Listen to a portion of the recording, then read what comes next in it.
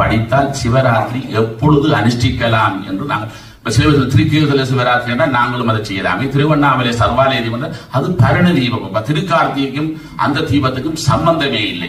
இது சர்வாலய தீபம் என்பது வேற.